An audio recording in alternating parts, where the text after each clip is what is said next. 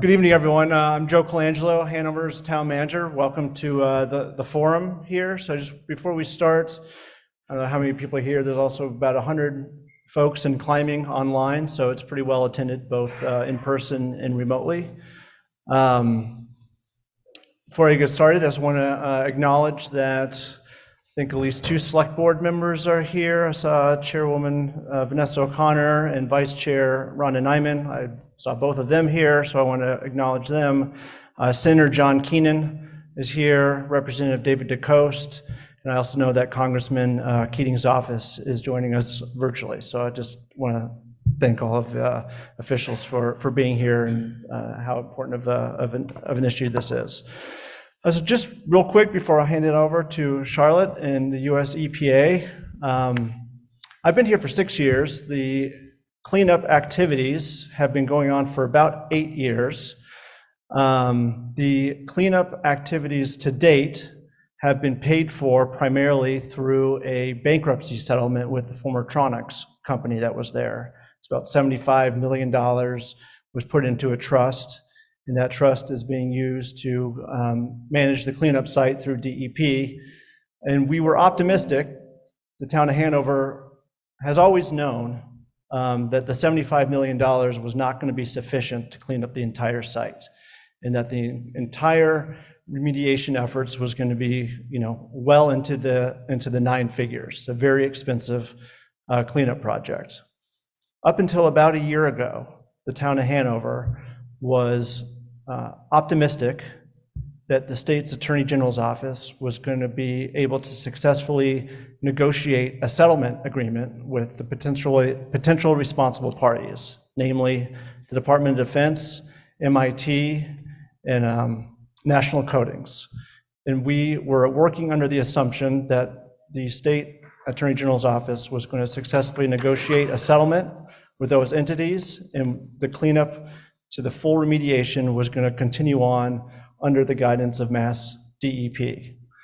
More recently, we have learned that those settlement negotiations appear to have winded down and are not going to end in a settlement to fund the entire cleanup. And so it appears that maybe the only available funding to finish this cleanup, and like I said, it's a very expensive cleanup, well into the 9 figures, is the Superfund designation through the US EPA. So I just wanted to give a little bit of history on that. I'm going to turn it over to Charlotte, and we'll move forward. Thank you. Thanks. Hi, everyone. Thank you so much for coming out tonight. My name is Charlotte Gray, and I work for the US Environmental Protection Agency, the EPA. Tonight, we're going to be here to discuss the National Fireworks Site and current site status and potential next steps. Just a couple housekeeping items I want to note.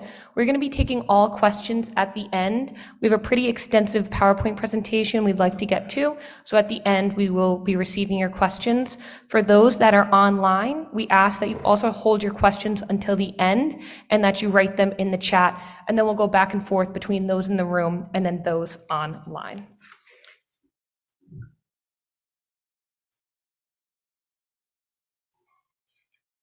1 second. There we go. So as behind me, you can see that we have an agenda for the meeting today. We will start off, as I said, with introductions of all of us. Next, we'll go into a recap of the meetings that we have had with the town. Mass DEP will then do an overview of the site history, response action, the current site status, risk, and funding. From there, we'll move on to EPA, and they will be discussing the Superfund and MPL listing process, as well as the remedial activities leading up to the listing, what happens after listing, the Superfund remedial process and community involvement, and then we'll go to that question and answers that we're hosting to the end. And with that, I'm going to turn it over to Leonard, our colleague from Mass DEP. Thank you.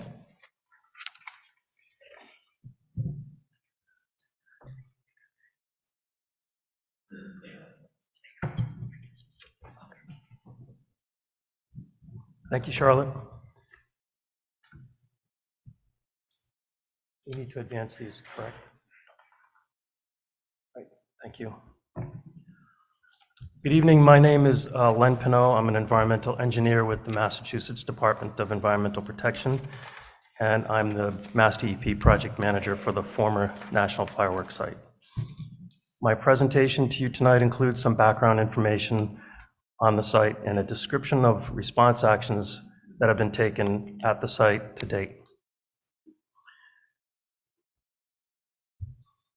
Historical activities at the site included research, development, manufacture, and testing of munitions and pyrotechnics for the US government and commercial manufacture of civilian fireworks for over 60 years. The site is undergoing assessment and cleanup under the Massachusetts environmental regulations, excuse me, to identify and address areas of soil, sediment, surface water, and groundwater contamination, and munitions and explosives. Mass DEP is providing direct oversight of the assessment and cleanup activities. Mercury, lead, organic solvents, propellants, and explosives were all used in the manufacturing operations at the site. Mercury has been detected in sediment, soil, groundwater, and fish tissue. Lead and other metals, as well as volatile organic compounds, have been detected in soil, groundwater, and sediment, and munitions and explosives have been found in soil and in factory pond.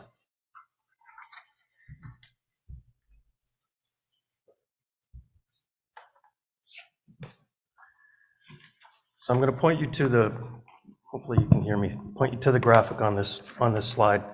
This graphic shows a general depiction of the former National Fireworks site during its operational time frame.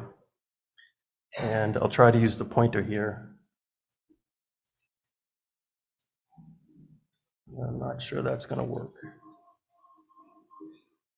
I'll use my backup pointer. If that will work. Excellent. So the site is bounded roughly by School Street to the north. Thank you. School Street to the north, King Street to the west, East Washington Street to the south, and Winter Street to the east.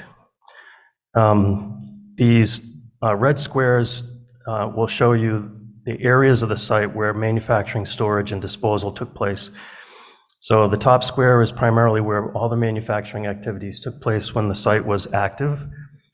The middle or central portion of the site was where manufactured items and raw materials were stored. And the southern portion of the site was where munitions testing and disposal activities took place. In 1986, EPA required former site owner Susquehanna Corporation to investigate the southern portion of the site and to remove drums of chemical waste and other debris. Between 1993 and 1995, excuse me, due to a public request for fish toxics monitoring, Mass DEP conducted limited sampling of surface water, sediment, and fish tissue in streams and ponds at the site for mercury, lead, and metals. This work resulted in a Massachusetts Department of Public Health posting of the pond for no fish consumption, and that posting exists today. 1995, Mass DEP identified Kerr-McGee Corporation, also known as Tronox Incorporated, Massachusetts Institute of Technology, National Coding Corporation, Susquehanna Corporation, and the US Department of Defense as potentially responsible parties for environmental contamination at the site.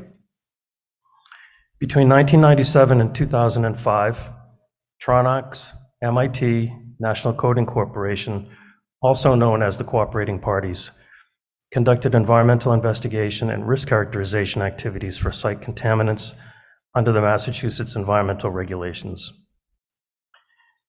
In 2009, Tronox filed for bankruptcy and Mass DEP asserted a claim to obtain funds for Tronox's share of response action costs.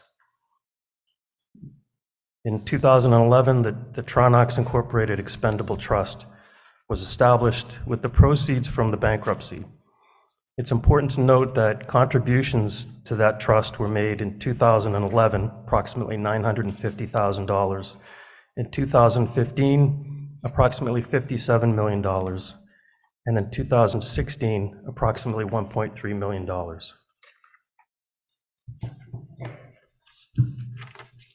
Thank you.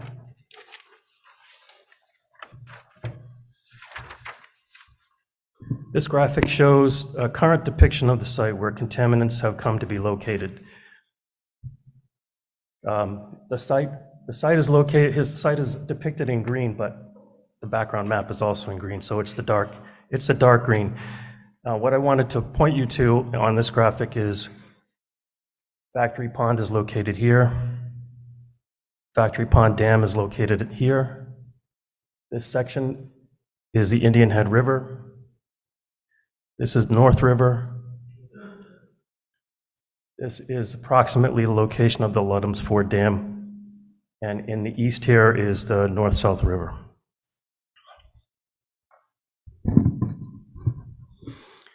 Between 2015 and 2018, the cooperating parties conducted additional activities in part to address data gaps and investigate areas impacted from a 2010 historic flooding event. The investigation included soil, sediment, groundwater, and surface water sampling for contaminants.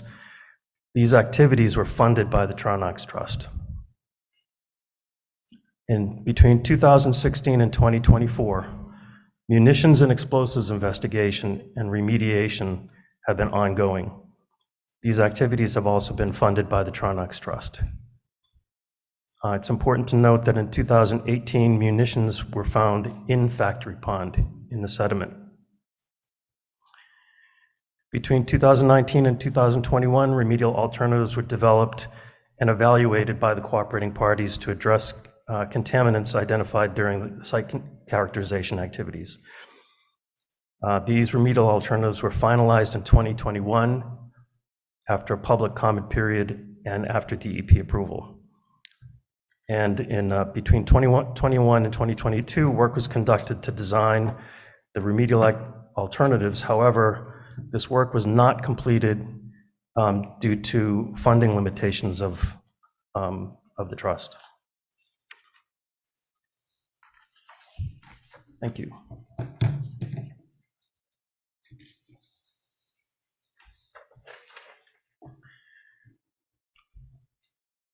So I want to talk a little bit about current status of response actions at the site. As of November 2023, over 192,000 munitions items, representing approximately 35,000 pounds, have been removed from the site. Over 21,000 items contained explosives, posed a public safety hazard, and were required to be destroyed on site by the Massachusetts State Police.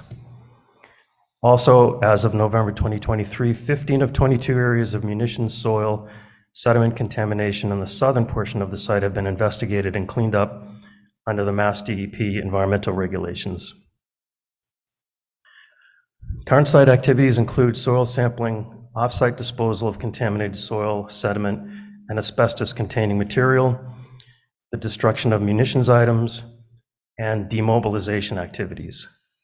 Mass DEP expects these activities to be completed by October of 2024.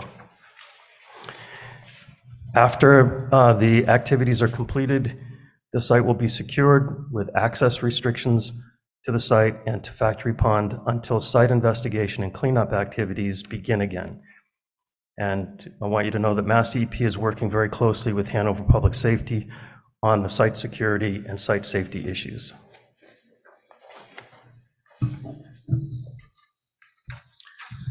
So I'd like to take a moment to talk about site risks. No public or private water supply wells have been impacted by contaminants released at the site, and private water supply wells include residential wells. However, there continue to be risks from direct contact with contaminant impacted soil and sediment. To prevent these risks, southern site access is restricted and patrolled by Hanover Police. Impacted soils are being excavated and properly disposed of off-site, and access to Factory Pond is restricted. There continue to be risks to people, to fish-eating birds, and to wildlife from ingestion of contaminants found in fish. A fish advisory for Factory Pond is in place to help prevent these risks to people. And there continue to be safety risks to people from munitions items identified in the southern portion of the site, including in Factory Pond. And as I said previously, access to Factory Pond is restricted to prevent these risks. I'd like to turn the podium over to Kathy Kiley from Mass DEP, who will present some additional information to you. Thank you.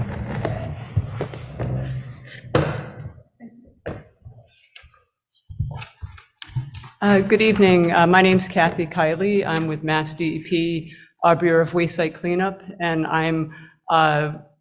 my involvement with the Factory Pond, with the fireworks site has been with our technical and financial services group, providing that assistance to our technical folks on the cleanup.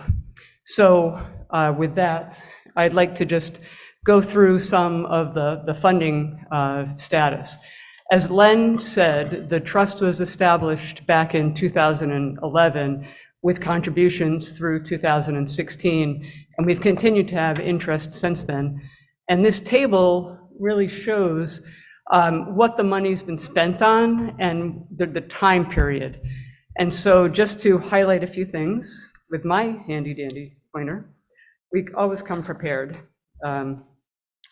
So the first thing here, there was some additional site characterization that was done. Again, this is the work that was paid for from the trust.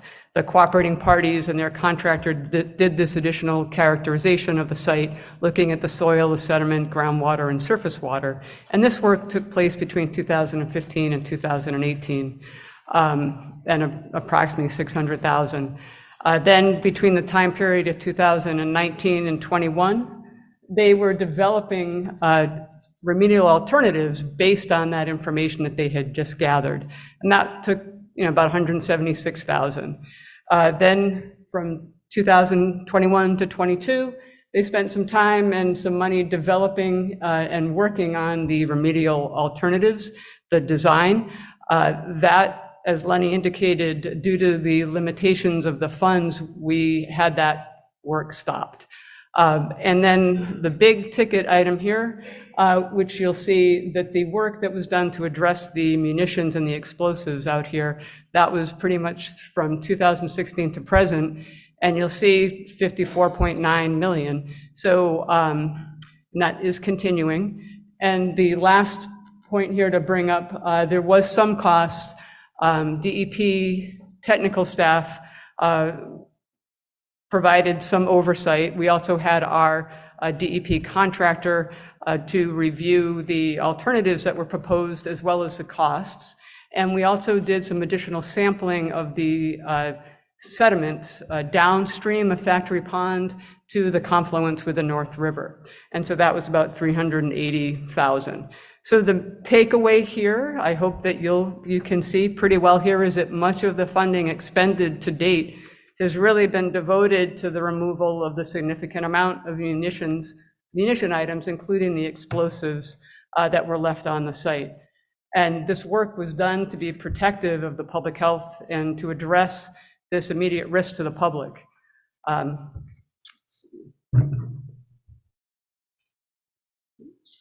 Okay, so then taking a step back, just to give you the overall status of the trust. And this is as of last week, January 4th. So as you can see, with the interest, contributions with the interest ended up with a total of approximately $74.23 million. And just to explain the table for a second, this running balance is in the final column on the right. So just to help provide that. So the amount that's been dispersed, that 56.68 million, which would leave a balance of 17.55. We do have some additional work that's been prioritized to address the munitions and asbestos work. That's scheduled to be done. Well, some has taken place in 23 and it'll take place through 24. That's an additional 7.7 million, which would leave a balance of 9.85. And that's the amount that's available for the safe shutdown and site security at the end of the response actions that are planned at this point. And so The other key point here, I want to, sort of at the bottom here, I probably should have highlighted this a little bit more. The predicted costs is estimated, predicted cost to complete the required environmental remediation of the site is estimated to be greater than 200 million. Now, you might be asking where that number came from.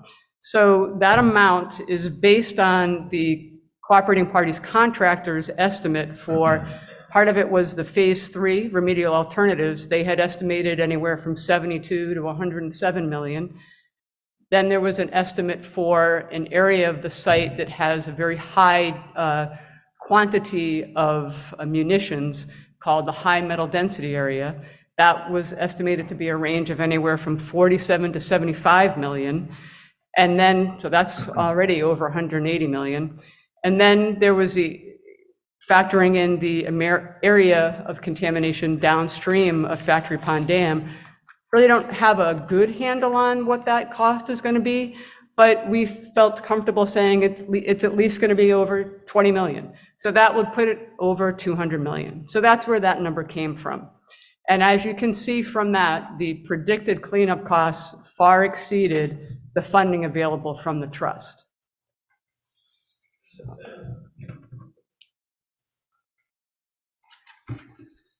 So throughout this, I'm going to talk a little bit about how we kind of perceive the next steps to be. Our priority all along has been the cleanup of the site for the benefit of the surrounding communities and the environment. And as Len went through in detail, the work from 2015 to present has been funded, been conducted by the cooperating parties and their contractor, and it's been funded by the trust. And the remaining funds are insufficient to complete the required response actions to clean up the site for the public. The potentially responsible parties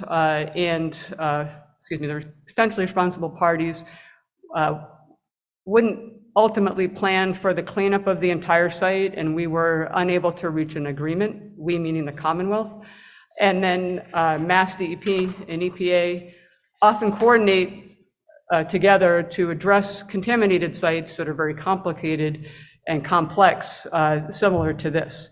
And so given the proposed costs for the remaining cleanup and the status of the settlement negotiations, Mass DEP reached out to EPA in November of 2022 as a possible option for funding the cleanup of the site through the Superfund NPL National Priorities List process. So, thank you.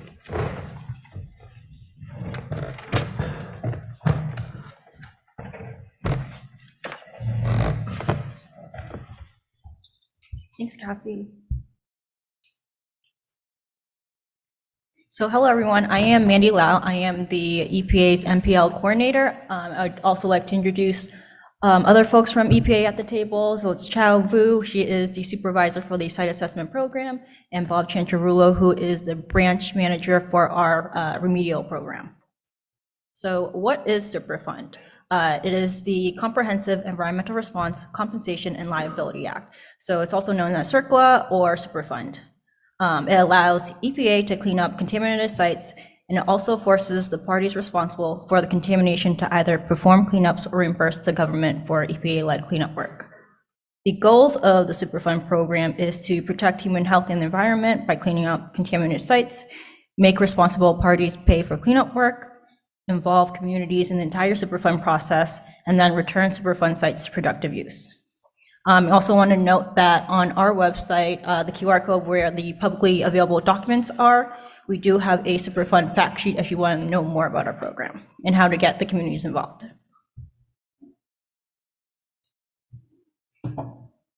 So what is the NPL, also known as the National Priorities List?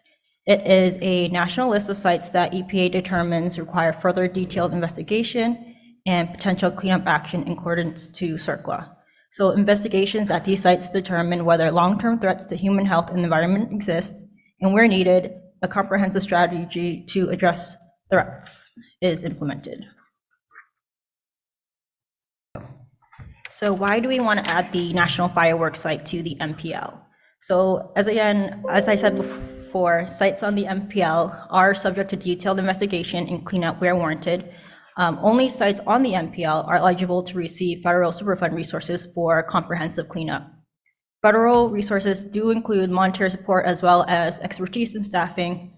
Absent the use of federal resources, cleanup strategies may not be able to be pursued, and given the projected cost for the remaining cleanup and status of settlement negotiations, Mass DEP reached out to the EPA to address the site through MPL listing. So to reiterate what Kathy said earlier, the Tronics Trust Fund is running out of money, and listing the site as the only path forward to receive the funding necessary for cleanup.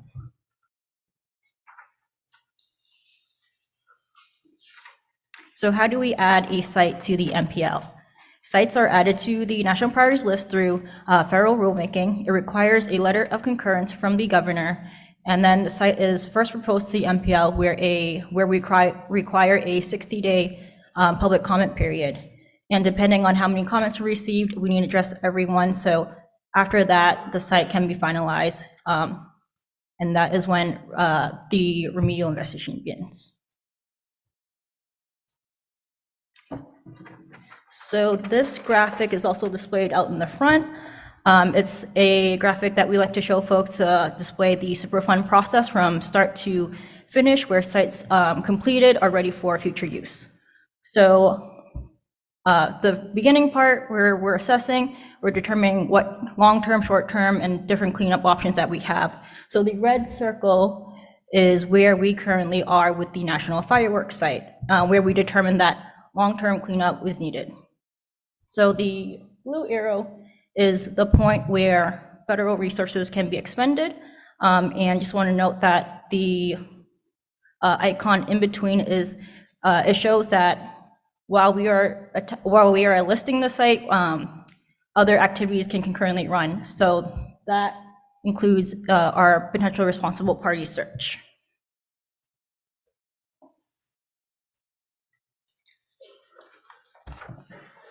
And this graphic zooms in on the red circle in the previous graphic about the site assessment steps needed for MPL listing. So the preliminary assessment and site inspection have been completed when EPA was at the site 12 years ago. So currently we are at the site reassessment phase. That is estimated to be complete at the end of September. And if determined necessary for additional sampling, we would have to do an expanded site inspection where we gather the information that is needed for the HRS package. And during the HRS package, we also will be asking the governor for a letter of concurrence, and that was when we proposed the site. And this happens nationally twice a year in February or August. So depending on when we finish all these steps, that will be when we officially propose the site.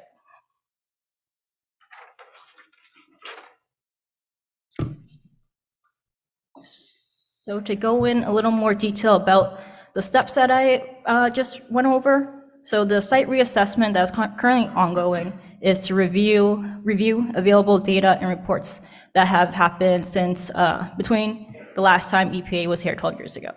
So depending on what information we can use, we determine if a expanded site inspection is necessary, and that is if we can use the sampling data that all the reports are showing, and then we address any data gaps. But that step is only necessary if the site reassessment determines so.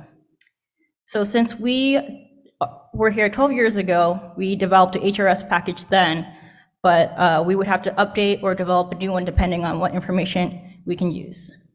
So the HRS package is the most important activity in the site assessment process. It includes a narrative, it is reviewed by our headquarters twice. It includes score sheets and doc record and all references. So the HRS package is important because if a site's listing is challenged in court, EPA's defense of the site score is restricted to the information contained in the doc record. So to refute legal challenges, information in the doc record must be objective, accurate, and complete. So during the HRS package, we will also work with Mass DEP to get a letter of concurrence from the governor before we officially propose.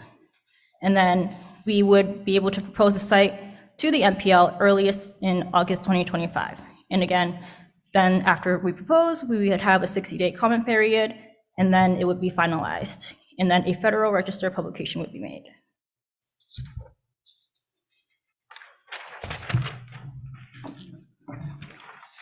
Lastly, I'll just go over a few facts about Superfund in New England.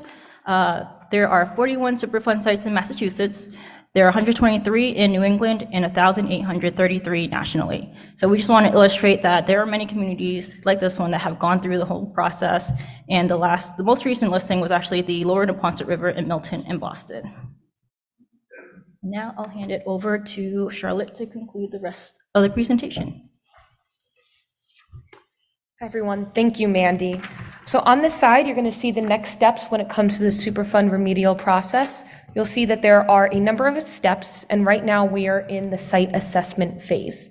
The big part on this that I want to highlight is that the community involvement and redevelopment is happening throughout the process. So this meeting here is an example of a type of community involvement that we do at EPA. We take it very seriously, and we have a lot of work behind it. Some other examples of community involvement that we do are things such as that fact sheet that you're able to pick up there. I also sent out a postcard, which some of you may have received about this meeting. So there's a number of different ways that we like to engage with the community. And then some of the outreach activities that I've already started mentioning that we have done. One thing I'd like to note is I did skip over one of the first slides, going over some of the meetings EPA has had with both the towns in Hanover, Hanson, and Pembroke, and the meetings that we have had with Mass DEP as well. So our next steps is that we're going to be hosting another public meeting in Hanson. It's going to be next week on Thursday. We will be presenting the exact same information. We want to have another opportunity for people to come out. So again, that will be next week, 7 p.m. in Hanson. From there, we'll be sending out access agreements, and those are going to be sent in mail. They're going to be going to 52 property owners, and that's going to be based off a list that was provided by contractors that we would like to get access from.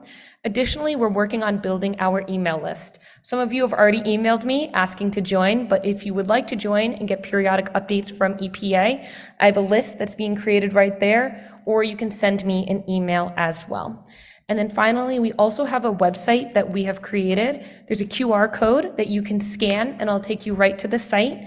And that website, I'll say it for you in case anyone online, that's epa.gov/MA/national fireworks. And as we have information, we're periodically going to be posting there as well. And then on this slide, we have a few more additional resources for the community if you need. As I mentioned on the last slide, we have EPA has a website, and you can see it's written out up there. Additionally, Mass DEP has a website as well, and they have a number of documents there. I do want to highlight that if you are having difficulty finding a document, maybe you need help, please reach out to me. I'm Charlotte Gray. My contact's on the next slide in a second. There we go.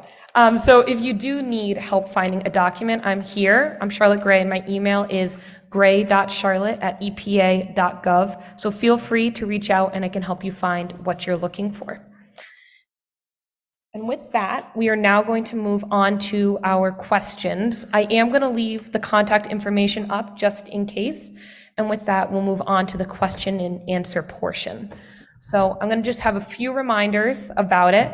So we're going to have in the room first, we'll go over a few people, maybe, 2 to 3 people if you want to line up at a time, but we really would like for everyone to kind of stay seated. Please come up to the mic and ask your question, and then we'll kind of toggle back and forth between in the room and those that are online. I see that we have 123 people online. So if you could write your question in the chat, Joe will then read it out loud for everyone in the room. So we will start with in-room participation.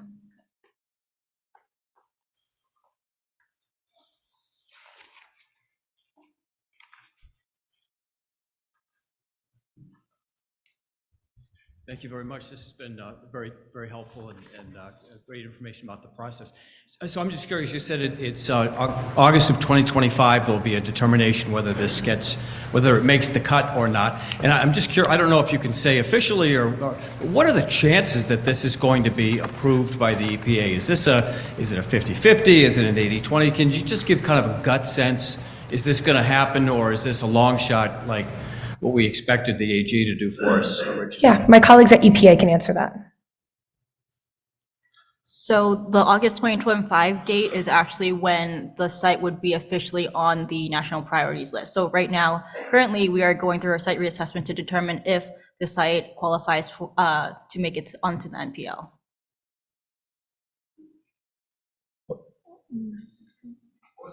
Yes, Oh, Yeah. very good.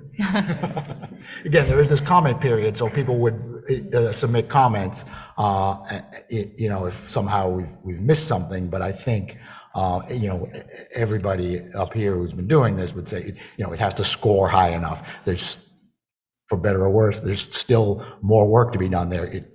It ought to score high enough.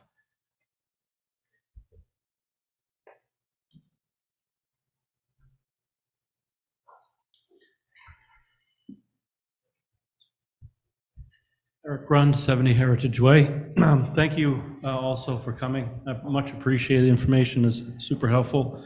My question is, you mentioned you gave this nice timeline. The full scope of the site contamination, is there a point in this timeline? Is that the assessment phase?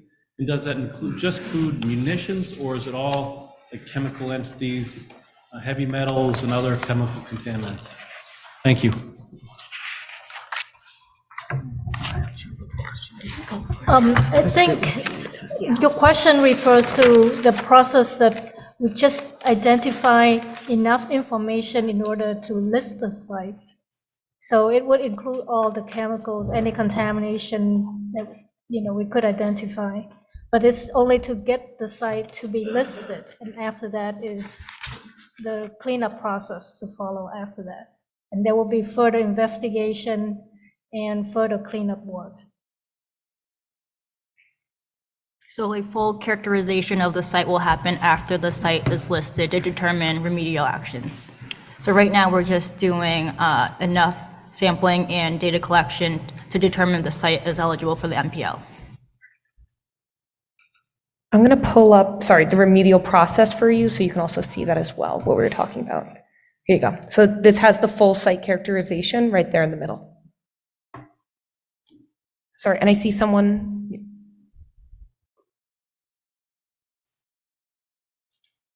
Ken Evans, King Street. I actually have a few questions, if you don't mind me asking. Can you move a little closer to the mic? Sure.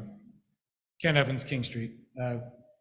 Will the EPA still be going after MIT for future funds? You said the talks are broken down, but that can always be started again. I don't think you're going to start with the DOD, but that's okay. The end game, when this site is all done, what is this site going to be able to be used for? If there is anything on that. And then you said expanded site inspection. Does that mean the site has the possibility of enlarging? Or just more testing in the site? Yeah, so a three-part question. The first one was about the PRP search. Bob or Chow? Yeah, as we talked about in that graphic, I think in that timeline, one of the part is what we would call the PRP search, looking for potentially responsible parties. So I think that will certainly be the parties that are already participating in the cleanup, and we will be talking to DOD. I think part of the belief and hope is that as a sort of a sister federal agency, EPA will have make more headway with DOD, but any of those parties, we're going to talk to them. I'll just add, I guess the backstop that the federal program has that the state program does not have is this Superfund, this hazardous substances Superfund, oil and chemical feed, oil, gasoline, chemical feedstock taxes, that if we were not able to reach an agreement with parties to do the cleanup, them paying directly, we could start work on our own and then seek reimbursement of those costs. Part of it was, you also asked about redevelopment. So that is, go ahead. Would you? Yeah, part of our process as we go through our investigation and risk assessments would be to work with the town officials and the community on a kind of quote unquote reuse assessment. What do you want to use it for? Because that basically works into the risk assessment. Is it safe for industrial use? Is it safe for residential use? The river is more of a question for, is it safe to fish? I'll let Joe. The town, at least the select board's position, at least since I've been here, is that the future use for the site, so the town of Hanover actually owns that parcel, and the future use that's been identified is passive recreation, so meaning walking, hiking, a recreational area. That's what the use has been identified as. Are all your questions answered? Nope, there's one more. There's one more, Yeah, right? yeah. So it was the expanded site inspection question. So to clarify, it's more of an expanded investigation, not expanding the site boundaries. So it's during the site reassessment, which we're doing right now, we determined that additional sampling is needed, which is why it's called the expanded investigation. But when we do the full characterization and we determine that contamination has migrated past the boundaries that we set now, the site technically could expand. Great, thank you. And higher? Okay. So we're going to go to the Zoom questions now. Go ahead, Joe. All right, I'll read. So the first one I have is from Dylan. What if it doesn't get funding? I'm assuming that means what if it isn't accepted as a Superfund site?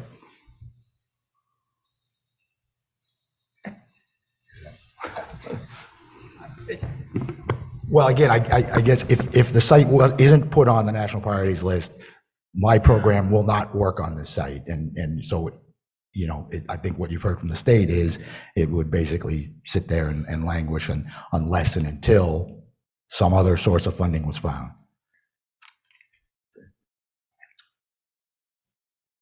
Go ahead, Joe. All right. Another question here is, in essence, I'll just read it. To avoid the stain of having a Superfund site, town leaders in the past have pushed the state to not seek priority listing with the EPA. What is different now? Do we have the support from the select board and town officials? I think I can answer that in saying that the select board has said that they want this meeting to happen first, these public engagement, get feedback from from folks, but probably within the next month or two, the select board will start talking about whether or not they're going to support the designation or not. But this meeting and this event needed to happen first before that. Those additional conversations with the select board were going to happen. Great. Let's do one more online, and then we'll come back to the room. Okay. This is from Lauren. How many more years of cleanup and then years to get it restored? So in essence, in your estimation, based on what you know now, if you were able to start tomorrow, how many years of cleanup? Yeah, I think we talked about this when we met with the selectmen. It's a hard question to answer. Again, we're sort of coming in pretty much cold to this, so it can take some time to get our hands around this. The Superfund program it's not a fast process.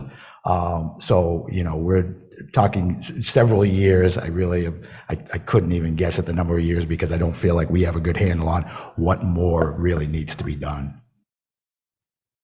And now we're going to come back to the room.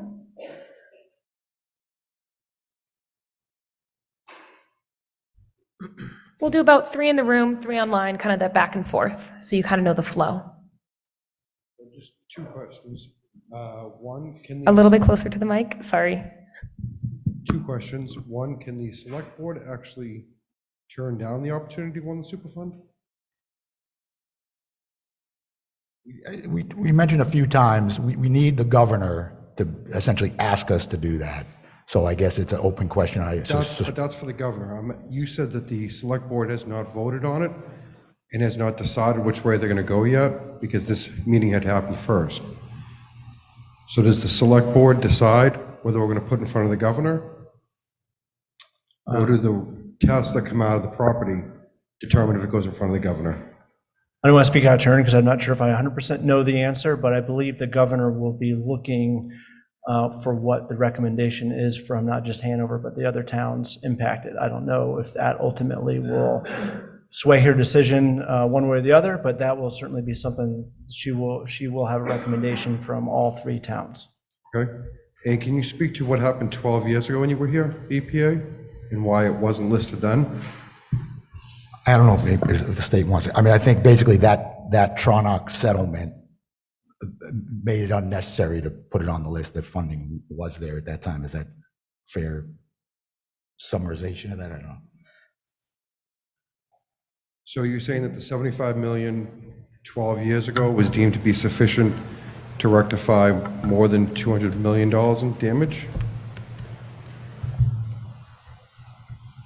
Well, I was not working on the project at the time, so my understanding, and correct me if I'm wrong on this, at the time there was a decision that was made by that it didn't move forward for, even though it scored, it didn't move forward for the listing, in part because of the public sentiment. And the settlement, bankruptcy settlement took place, those funds came through in 2011 to 16. I don't know if that contributed to that. So again, at the time, so just using a basic math, this is 2024, 12 years ago would have been 2012. And 2012, when it was decided to not go in front with the EPA, I believe the number was $100,000 that was deposited, and then it was 2015 was the $55 million. So what I'm curious about is who 12 years ago said, no, don't list it? Because the EPA, the federal EPA said that it had all the numbers to pass. So the town decided not to? I wasn't here 12 years ago, so I really can't answer for what the decision was made then. But like I said in my opening remarks, up until recently, within the last year or so, the town was optimistic and reasonably, and had reason to be, that the State Attorney General's office was going to be successful in negotiating a settlement with the potentially responsible parties so that the cleanup could continue under Mass DEP and there wouldn't be a break in the action as we're now experiencing while Mass DEP hands it off to EPA. So I believe, again, I wasn't here in 2012, so I can't speak definitively, but I do, but my understanding is that the town at the time was banking on the fact that the State's Attorney General's office was going to be negotiating a settlement agreement. Okay, thank you.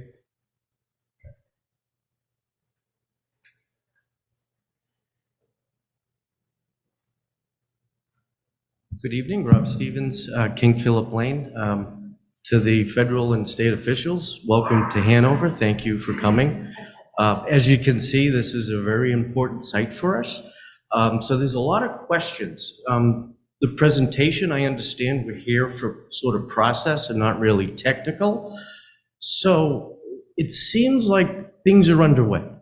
And your pamphlet here talks about the DEP has asked the EPA to put this on the list. Is that correct? So kind of maybe going off the prior commenter, if we assumed we had a settlement and there was $70 million, the Attorney General was going to continue to litigate the case and get more funding. Was that sort of the general sense? So have we gotten any explanation from the Attorney General for why the litigation failed? Is one question. So Joe, yeah? I would say basically, I mean, I don't want to speak for the AGO's office. We've pretty regularly tried to ask them what the status of those negotiations have been. And I mean, understandably so, they've let us know that those are confidential negotiations and we've never been a party to them. So I can't speak definitively of why they broke down or why they didn't move forward. But, you know, like I said, about a year ago, we were informed that effort seemed not to, wasn't going to continue to move forward. Okay, so that was a thought of the town, right? So could I ask, did DEP coordinate with Attorney General? And then sort of the follow-up, if we do move forward with the Superfund site, my impression is the EPA would pick up that litigation effort, right? And then, from the Attorney General's office. So we would hope there was coordination.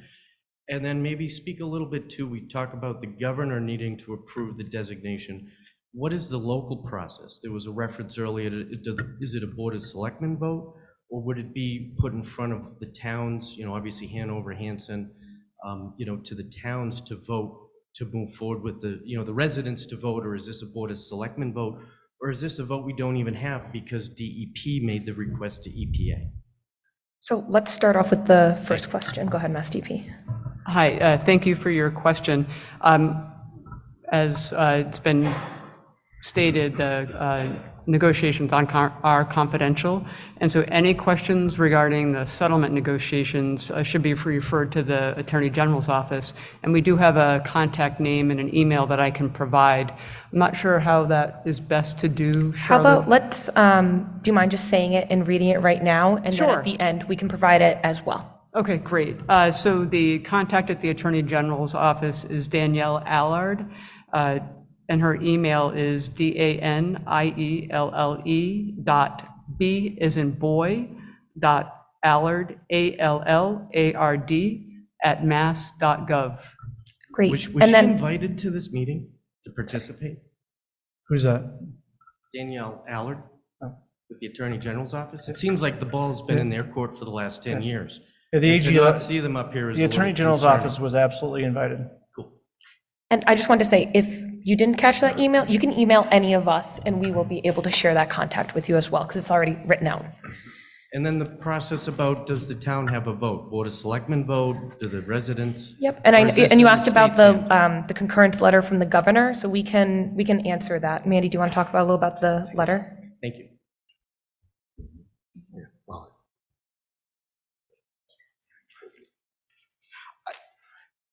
Yeah, I think this is sort of it's state and local issues that I really can't answer. We need a letter from the governor. I don't know the process the governor would go through to decide whether to sign that letter. And on our level, we've been advised that the governor will be looking for a vote from the select board about what their position is on this. And again, like I said, that's what my understanding is, that the governor is going to be looking for a recommendation from our select board. Yes, the 5 elected leaders. Good evening. Thank you very much for coming tonight and presenting. A couple quick questions for me. So can we talk a little bit about the risks if it does not go on the Superfund site? Obviously, it wouldn't get cleaned up. It would languish, as you mentioned. And we have the site, the risks that you articulated. What outside of sort of, are we worried about maybe further, or we talked about that there hasn't been, well or public water supplies being impacted or air quality being impacted. Could that change going down the road? And then also the liability to the town if we didn't pursue this. Do you mind if we start with that? Yeah, please. Okay. I think Mass DEP, if you're ready. And I can pull up one of your past slides as well. What's the first question you asked specifically? Sorry. So about asking about the risk if the site were not to be listed onto the MPL, what is the risk associated with that? Yeah, so I had a slide that presented what the current risks are and how we were planning to take action to try to prevent or mitigate those risks. So DEP is going to continue to do that until additional action takes place at the site. We've got some funding that we've reserved to keep the site safe and to make sure that people aren't exposed to additional contamination. But there's not a worry that what seems to be not an impact to the water supply, according to your statement, or to the air, that could change? You're not worried about that, correct? Well, we are going to make sure that we pay attention to that. If we need to do monitoring, we have money set aside to do monitoring that's appropriate to make sure that the community is protected. And also the border, so it's not, so just to be clear, your border indicated that green line. So it's not just the fireworks site itself, it's also the entire Indian Head River down past Lenham's Ford Pond, is that correct? Yes, that's correct. And do you have a sense of in the river, what, of the 200 million that you've estimated to, or greater to clean up, how much of that is related to the river itself versus the site? The cost? Yes. Okay, that's yours. So we just did there's only been very limited sampling in the Indian Head River that was done by both the cooperating parties contractor and by DEP. So it's not very well characterized. We do know that there's contamination, but not the full extent. So we don't have a good handle on what that cost would be. So you can't say. So we of the really, 200 we don't million, know, how much? of that 200 million, what we were estimating, no, actually, that would almost be beyond that, because we know that almost 180 plus million was just to address the contamination on the site proper above Factory Pond Dam. So that wasn't even, we were figuring, well, at least it's going to be 20, if not, we know it's at least 20 for downstream. We don't know what else, just because of the complexity of any remediation in a river. So that's where that was coming from. But I'll turn to my colleagues. They would be doing their own estimate of any, not only for assessment, but costs, so. Yeah, we would be following on with our own investigations, sort of, perhaps duplicating some of the work that's already been done, but obviously supplementing it, and then going through our own process to select our own cleanup plan. That would have its own public process associated with it as well. So can't really put any number on it today. Okay, thank you. One last question. You had a lot of stats on sort of, Superfund sites around Massachusetts, New England, the country.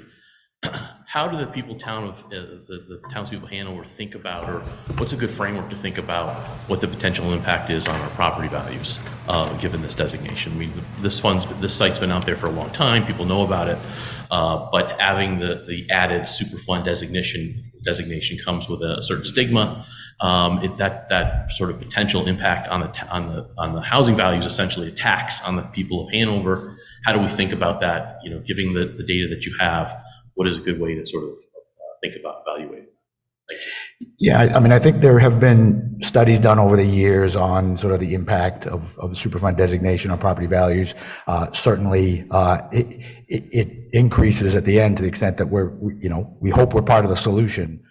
The contamination doesn't get any worse by virtue of you being part of the national priorities list.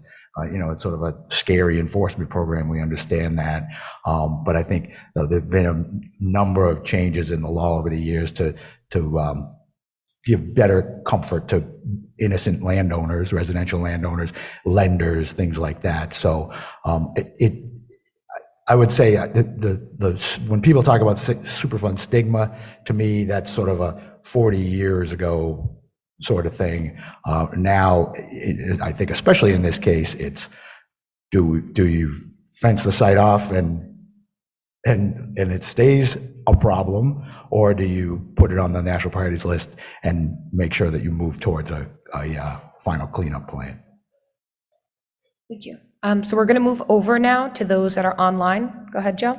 All right, this one is from Steve. What percent, or number, I guess, of the 41 Massachusetts sites that are listed have the same needs as this one, with explosives, munitions, mercury? Is this one unique, or does this one does it rhyme with some others? They're all unique. I don't know that we have many, if any, private, if you will, munition sites. The munition sites we've worked on in New England tend to be the military installations. We've had other mercury contaminated sediment sites, sediment sites, contaminated sediment. We just talked about the lower Neponset River as our newest sites, New Bedford Harbor. We've done a lot of work with sort of contamination in waterways. So that's something we've worked on in the past.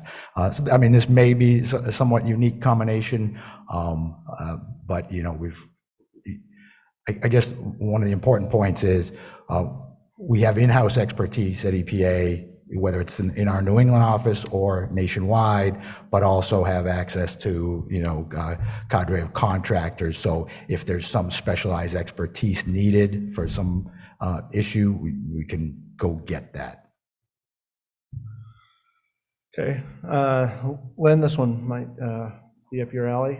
Could you provide some more information on what testing was done to determine that no public or private water supply wells have been impacted by the contamination? So the public water supplies are regulated by Mass DEP, and there's required sampling and analysis that's performed as routinely as part of their compliance. So we have those data available to us. In addition, Mass DEP and the cooperating parties, I think, sampled residential wells and irrigation wells in the community, some by request, some we did because they were located near wells that were requested to be sampled. So we have those data sets. I don't have the numbers off the top of my head, but we can certainly get you that information if you need it. All right. We keep rattling these Keep off? going. All right. What percentage of the land, I'm guessing this means the site, currently the land in the pond is clean? How much of it has been remediated towards completion at this point? So is the question about sediment and factory pond and I think the question is, in essence, a lot of money has been spent taking care of the munitions. Right. How much of the actual land and the pond itself at the site have been cleaned, not just the munitions taken out? Okay, so yes, the majority of the work and the funding has been spent on the public safety issue, which is the munitions and explosives issue. And any soil or sediment contaminants that have been detected while the munitions investigation and removal work was ongoing have been dealt with. So that work, soil and sediment contamination that we found was as a result of the munitions work that we did. There was not a separate effort to go out and find and remove sediment and soil. It was strictly if they were co-located with munitions items. Great. We're going to come back to the room. Is there anyone in the room with a question?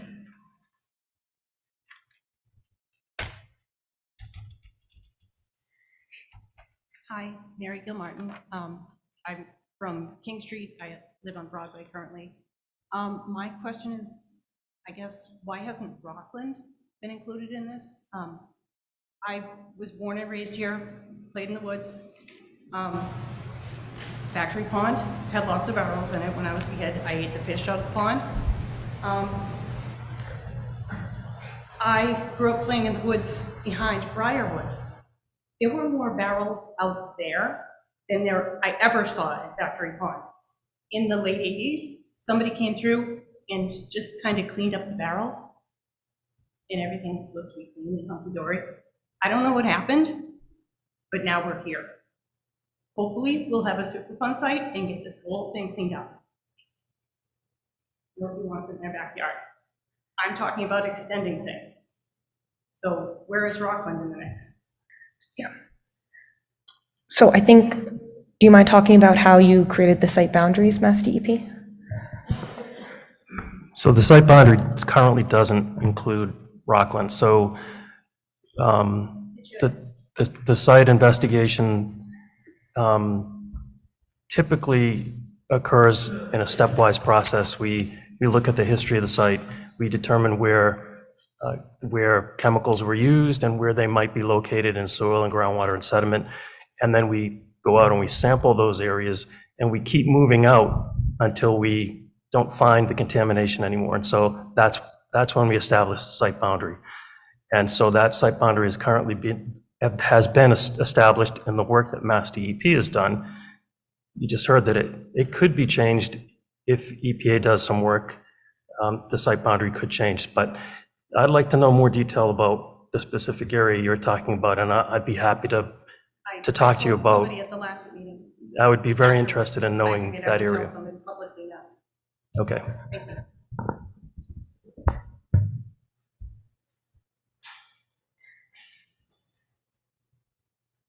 My question is very similar to her comment. If the settlement had worked out, does the Mass DEP feel that the testing and sampling that had been done previously would have been enough to create a remedial plan that would have successfully cleaned up all the pollutants and contaminants?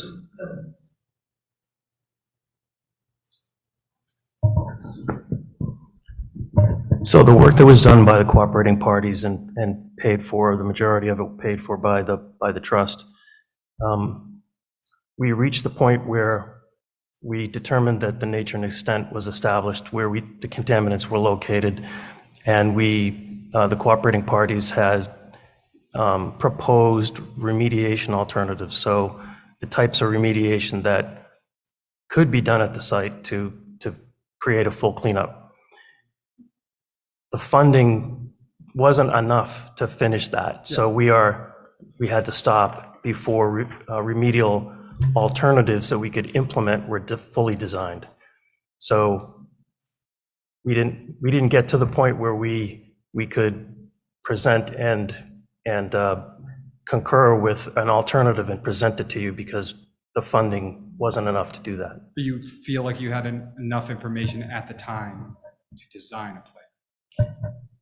Yes, remedial alternatives were designed, yes, and that information is public information. So including the extent of the testing and sampling? I Yeah. assume that's on the websites that Yeah, were listed previously? yes, it's within the list of references that were up on one of the slides. Okay. Did you want to add? Yes, I did want to add one thing. It's a hypothetical that you're saying if it were to have been an agreement. We are on record as saying that we still felt we're concerned about the contamination in the Indian Head River. Yeah. That was a point of contention. So the remedial alternatives that were proposed initially, that had been proposed to the public and were moving forward, were focusing on the site proper, upstream of Factory Pond Dam. They were not focusing on the Indian Head River. Okay. And then going to this map here with the green line, does the green line represent the extent of contamination, or is there somewhat of a buffer zone in there?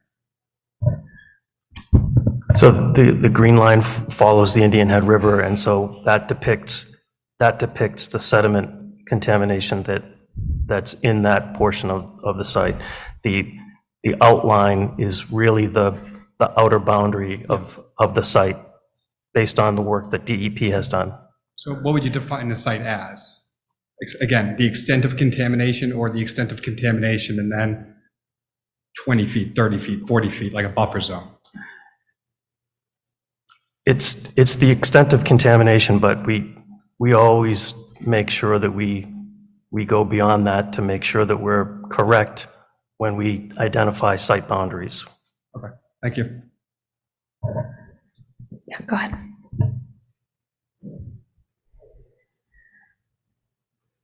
Hi, James Milner, I'm on King Street. Just the first was a point of clarification. You're using the terms cooperating party and responsible party. Are those interchangeable?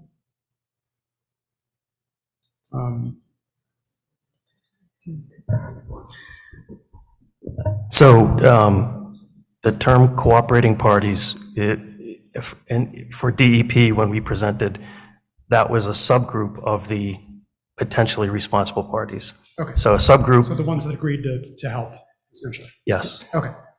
So to the extent that they were also responsible, or you mentioned their contractors being the ones doing the work, has there been an assessment of how thorough they are? I mean, if I hire a contractor to do something, I'd hope someone was checking them. Yes, so Mass DEP is providing direct oversight for all the work that's being done and has been done at the fireworks site, so yes. And then this question is probably shared between EPA and DEP. When it comes to things like the mercury fulminate and stuff like that, which I'm assuming is the cause, how successful have you been in removing it, in mitigating the soil and the surrounding environment? It's difficult to remove, so how, in other sites that you've worked on, how well has it gone, essentially? You were talking about the sediment, like whatever might be causing contamination. Yeah, again, we've got a number of our sediment contaminated sites. I would say the two primary sediment contaminants we encounter are polychlorinated biphenyls, PCBs, and mercury. And the cleanup options tend to range from, sometimes nature can just take its course and take care of it, but it's either some type of capping in place to sort of cover up with cleaner sediment, or more commonly dredging and removal. And those dredging projects, as one would expect, if you're actually removing the contamination, anything that sort of cuts off that contamination as sort of a food source for the fish, is. Okay, and then Hanover is kind of unique in that it has a very large historic presence and background. Would the EPA be working with the town and the state to do its best to preserve any sort of monuments we have, Ludham's Ford, things like that, such that remediation has to occur there? Historic resources? Yeah. Is that what yeah, well, we'd be bound by the National Historic Preservation Act and sort of making sure that we comply with that through our entire process. Great. And then last question, the EPA is going to go back and kind of forensically check everything that's been done as well, right? As part of the process? Right. And that is, could be a time-consuming step. We've, in the last 10 or 15 years, we've probably had a half a dozen sites that have been sort of referred from the state program to the federal program. I think in every one of those cases, we sort of had to go back and like I said, repeat some of the work that had been done to sort of confirm their findings, and more often than not, do additional studies to make sure that whatever plan we come up with complies with our program, is defensible, and our program, in case we have to sort of litigate that as well. And those are reasonably transparent efforts, right? Absolutely. I don't know if, I can talk about it, or Charlotte can, as far as the community involvement aspect of what we do. Yeah, I can talk more about it. We value transparency. So my job as community involvement coordinator is to make sure that you are all well informed, that you're getting the information that you need. And not only do you have it, but is it easy to access, and are you understanding what you're getting? So once the site is listed, there's a number of different things that we do. So we already have a website going, but it will be more filled out and more robust the farther along the site is. We host meetings. I'm available. We even have a library in our office that you can come to. So there are a number of different ways that we try to be as transparent as possible and get you the information that you're looking for. And we also tailor our community involvement to every community. So what makes the most sense? So if you guys like this style of meeting, we'll keep doing that. If you prefer something more informal, we'll do that. So there's a number of different ways that we try to make sure that you are kept informed. And then less a question, more of a statement. I do appreciate all the work that's been done. And I'm sure the town, when we talk about things like property values, that's kind of a short-term concern, frankly. The long-term concern is making sure that things are actually fixed down the line, and that we can use everything and not worry about it in the future. So I think as a town that we can thank all of you for that. Thanks for the effort. Great, thank you. We're just going to move quickly over to those that are online. Here's what. If the site is designated as a Superfund, would the town of Hanover be able to receive reimbursement for the time and resources of town staff, et cetera, for past and or future efforts? I'm going to put that to Bob. I think if the town had to respond to some type of emergency on the site, in some of those cases, some costs are reimbursable. I think that so you can obviously pursue parties as you see fit for costs you've incurred on the site.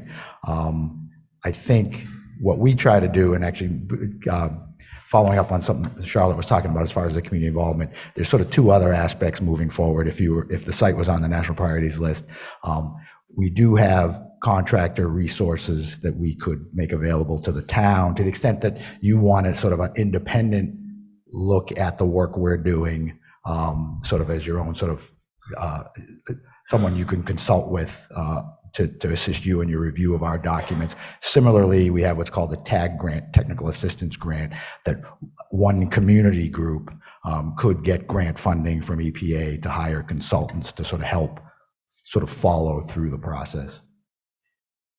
One thing I was going to Go add ahead. to that is that DEP also has technical assistant grants, and I know Hanson has received a grant in the past to provide some support for reviewing of the technical documents. So that is also available, something that Hanover would be certainly available to apply for as well. Great, thank you. I see that real quick, that there are a few hands raised on the Zoom. We're just asking that for questions, that you're going to write them in the chat, please. Okay, this is a question about fish downstream. Are they in danger of contamination? And this, the question is specifically citing the Pembroke herring fisheries.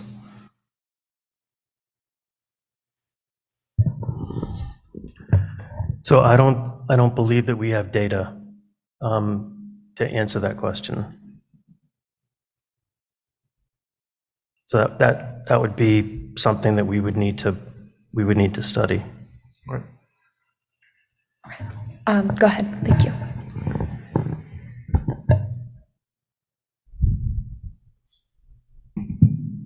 Good evening, everyone. My name is Rhonda Nyman. I live at 20 King Philip Lane. I'm here tonight in my capacity not only as a 50-year resident of the town of Hanover, but also a member of the Select Board, and I am the liaison to the fireworks site. I'd like to begin by saying thank you to Len and Kathy. I've enjoyed our time working together. I've been involved and had a keen interest in this site back in 2012, and maybe I can provide a little bit of information to the gentleman's question here. I was the former state representative back in 2012, and I worked with town officials at that time, and they determined, it was their decision, that they would not forego the Superfund site and use the funding that was available to them to clean up the site. So I hope that's helpful.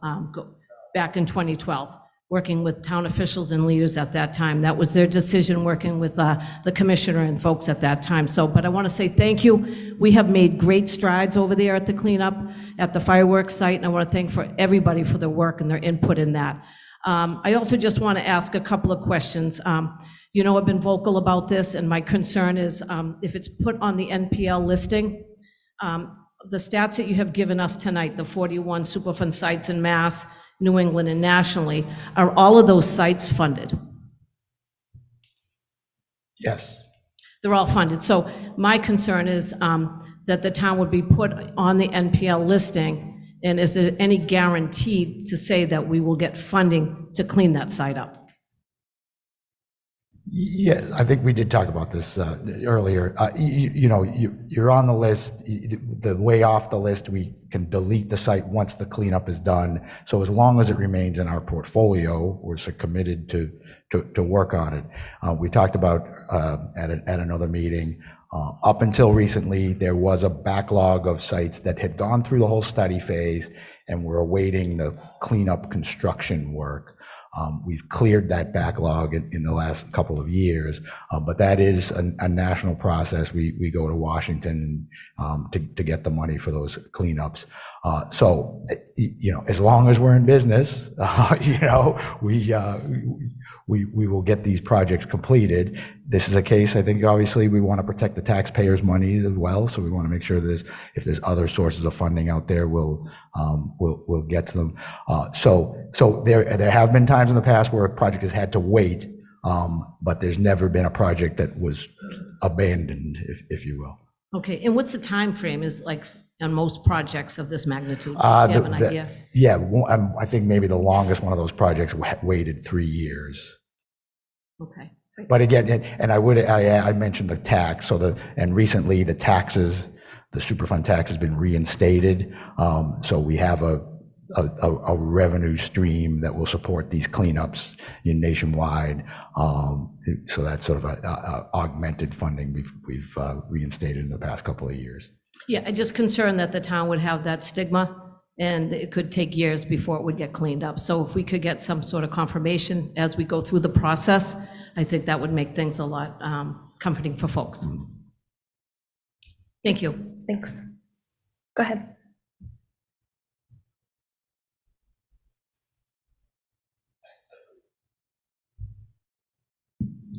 Well, excuse me, Les Molyneux, 23 Water Street. At the September 18th meeting, I asked if Tetra Tech would be able to continue the cleanup at the site if it were to become a Superfund site. The response was that they would not, because it would be a conflict of interest because they currently work for the responsible parties, i.e. the Tronox Bankruptcy Fund. I'm concerned about the lag time, the time that nothing is going to be taking place there. On September 26th, I wrote a letter to town officials suggesting they contact our Massachusetts congressional delegation to ask them to provide DOD funding to keep Tetra Tech on the job until the Superfund process is activated. Congressman Keating, Senator Warren, Senator Markey all sit on their respective armed services committees, which oversee the Department of Defense. The DOD budget is over $800 billion, and they could easily provide funds to keep the fireworks cleanup continuing. This is not an unfair request.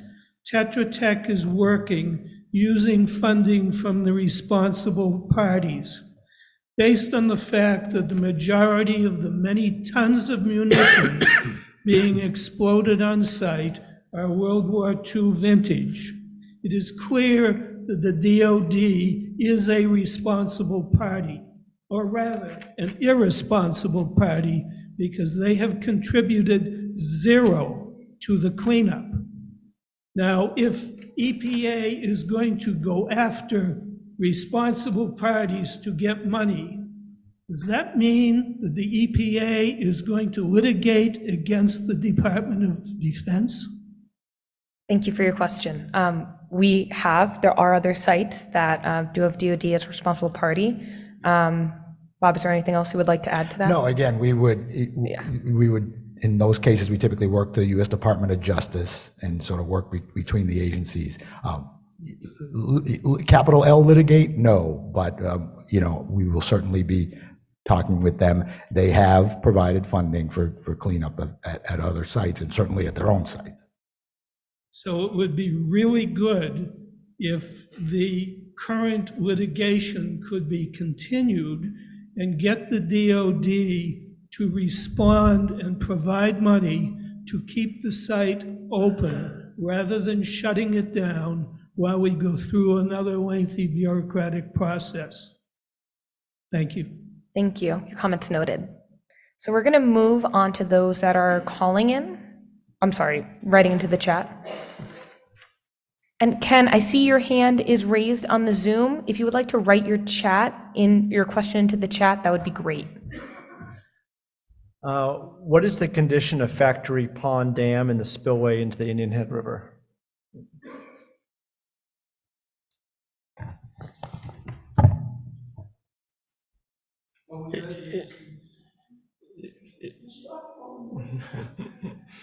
Is the question related to the physical condition of the dam or environmental conditions in Factory Pond? It's a good question. It doesn't specify. So you answer the question either way. I guess I didn't think about it. So the Factory Pond Dam is part of the former National Fireworks site, and it is currently acting to hold back contaminated sediment in Factory Pond. So it's that the dam is part of the site and is being considered for remedial action, or has been considered for remedial action. I hope that answers the question. We're just going to move into the room. We'll go to the gentleman that was up front, if you would like. That's you, yes. That's me, excuse me. I can't see, so I might fall over. But anyway, my name's Don Howard, and I live right across the street from the man's house, which is directly on the east side of Factory Pond. The dam I know of was redone in 1993. P.and Landers did it. And then after that was done, Hanover also redid their section that's in on the inner side. But my main question right here and now is, I had my house painted and it was de-leaded last year. If and when a time comes and this has gone through and get the money to redo Factory Pond, they have to drain the water out in order to move the material. What's going to happen with all the dry material that has lead in it that's going to be in the air, blowing easterly, because I'm on the east side and northeast. I mean, because the wind all blows towards my house. And I was just curious whether or not anything was going to be done with the land, because once it dries out and the lead gets airborne, it'll be going all through the air through that area. Yeah, so you're asking us about our kind of remediation technologies that we have. We have other sites that do have lead, and we do take that into consideration. Bob, I don't know if there's anything you want to add, but I will put a plug on our website. We do have information on how do we clean up lead, how do we clean up mercury, and the different technologies that are available. And it will highlight, how do we maintain that if there is a breeze? How do we make sure that it's staying put and it's not moving? So we do have that information online, and I can get that to you as well. So we will. Yeah, I'm just going to go to the laptop, and then we'll come back to you. I think it was Ron, so. I think there's already a question about this, but there's a number in the same vein online. So maybe you can talk a little bit more detail about what the experience has been in other communities with property values. There's a number of similar questions about what does the Superfund designation do for property values. So I know it's hard to talk specifically about this community, but maybe you can talk about some other communities and what you saw. Yeah, I mean, it's hard. It's a hard question to answer, right? And there's a lot of factors that affect property values.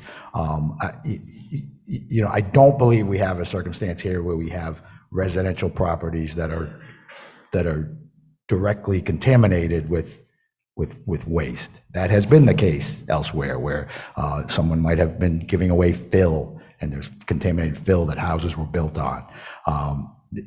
That is not the situation here. So, like I said, I mean, maybe it's an unsatisfactory answer, but we're here to clean up the contamination that's already there.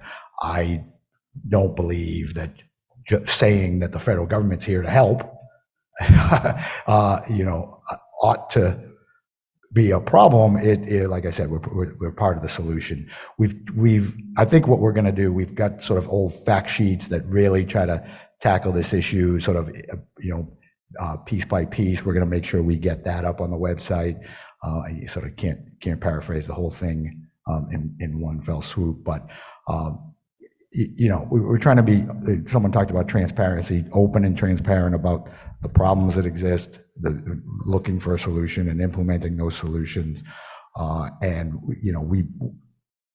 we can certainly talk with individual homeowners if they have a specific sort of question or circumstance, but I think that's about all we can say on that right now. In addition to that, we can also talk about the redevelopment at Superfund sites. There are a number of sites, not just in New England, but across the country, that have been redeveloped, and it's a positive on the local economy. We have reports that focus on New England specific, and you can look at Massachusetts and other sites, and you can see how much growth they have produced in the community. I think of one example that just comes to mind is up in Woburn, Industriplex, and all of the redevelopment that has happened with there, and what a positive that redevelopment has been. So while we can't necessarily comment on specific property value, we can kind of look to that future and see how redevelopment has affected communities as well. And if that helps the town, as far as, we could certainly give you names of some other towns where you could talk to your counterparts there on, their experience. Great. Let's do again to the laptop. Okay, this maybe is for the Mass DEP folks, but is there what are the resources around for testing private soil and groundwater for those who might be concerned about their parcel? So if someone has a concern, if they're living in the vicinity and they want to have their groundwater or soils tested, where would you recommend they go or do?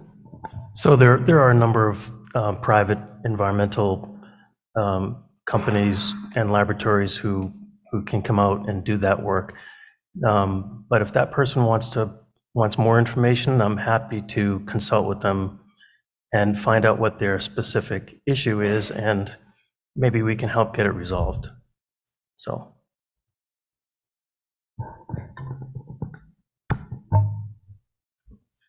Okay, I'm going to summarize this next question. Have there been any radiation tests done?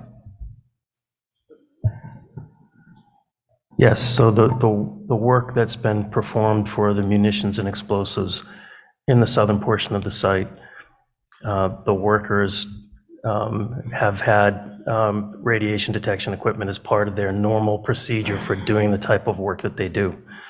And so they have used those, and there hasn't been anything above background detected at the site. Thank you. And we'll come back to the room. Are there any questions here?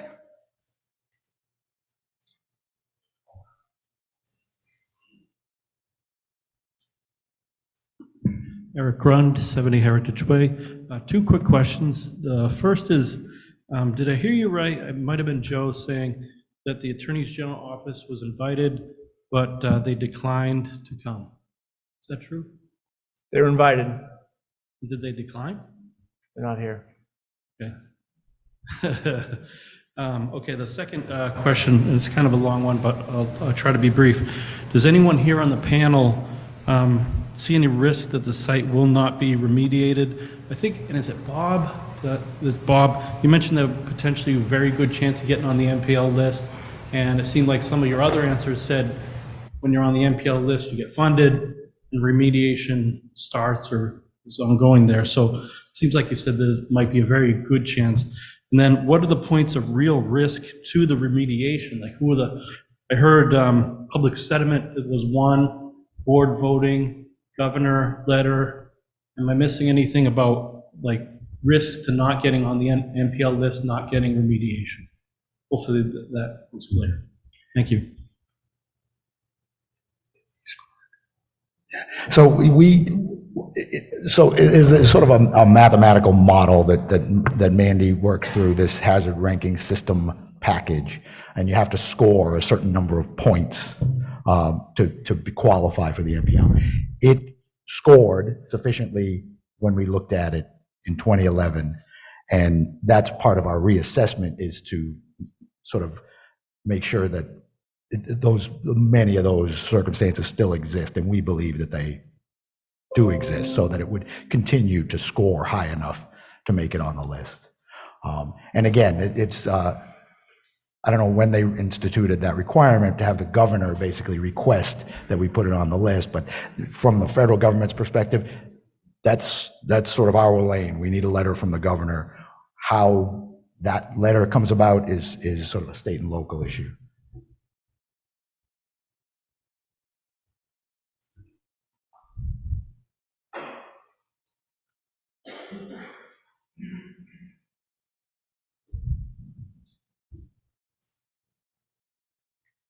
Go ahead, it's all you. Jocelyn Keegan, 1044 Broadway. I'm curious to know from the different folks on the panel, for the concerned citizens that want to see this project move forward and the cleanup to continue with as little break as possible, what realistic actions should we be taking to make sure that all of the things that we've talked about that are predecessor tasks to getting listed and getting the cleanup restarted happen? Thanks.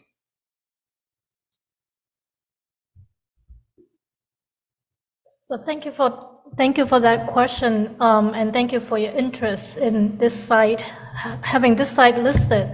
I think, we're already in the process of doing the site reassessment, as Mandy had presented. So we're already working with Mass DEP for this process to start. And the town process, however you want to express your interest with your congressional people or any officials to give the support, that would be really helpful as well. But, EPA is here to commit to help working on this site along with Mass DEP. And I know you mentioned what can you do also. So as Mandy mentioned, there's a 60-day public comment period.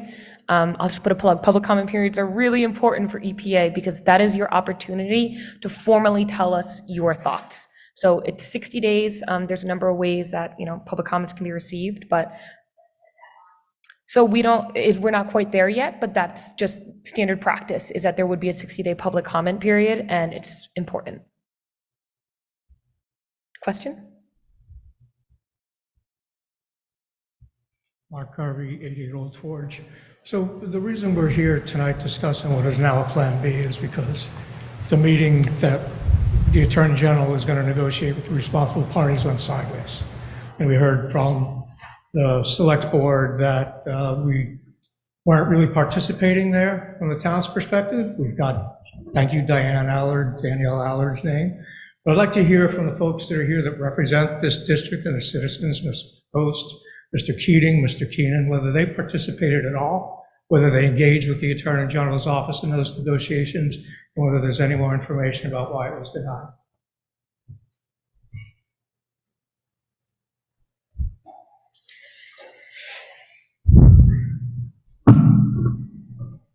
Good evening, John Keenan, State Senator.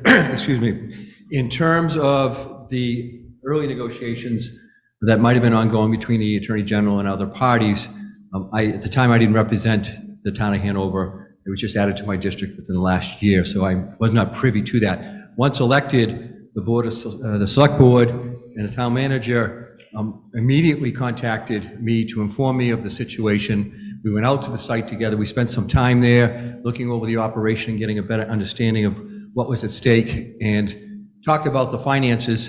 And the inquiry was made at that time to me as to whether I had any knowledge about why the AG may not have reached any sort of settlement. We reached out to the Attorney General's office. It kind of got the same response, that the negotiations were private and that they were not made public. And then there was a general sense that there would be no further settlements. I'm an attorney by training. I haven't practiced in quite some time after having joined the legislature, but having done litigation in the past, settlements come about usually in a few ways, or non-settlements come about in a few ways. One, the parties make some sort of assessment as to what their exposure is in terms of liability. And if a party believes that their exposure is limited perhaps, but nonetheless there's a cost to litigation, they may offer a settlement. So if any of the parties that were possibly at risk here made that assessment, they may have made the assessment that there isn't enough exposure for us to even offer any sort of settlement, a cost of litigation settlement, for instance. The parties may also have made a determination that there was no exposure, that they didn't feel there was any real exposure and therefore didn't offer any settlement. And the Attorney General's office may have made or come to the conclusion that that was accurate. None of us are privy, as far as I know, to whether during the various transfers of property, during the various contracts between the parties to do the work decades ago, there were any waivers of liability, whether there were any releases, whether there were any hold harmless agreements included in any of those transactions.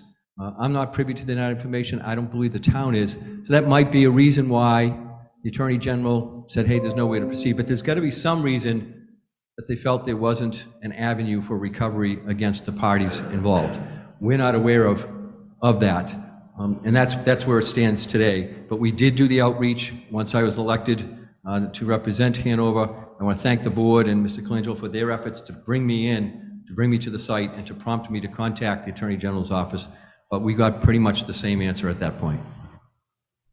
The only thing I, first of all, Dave DeCosta, state representative.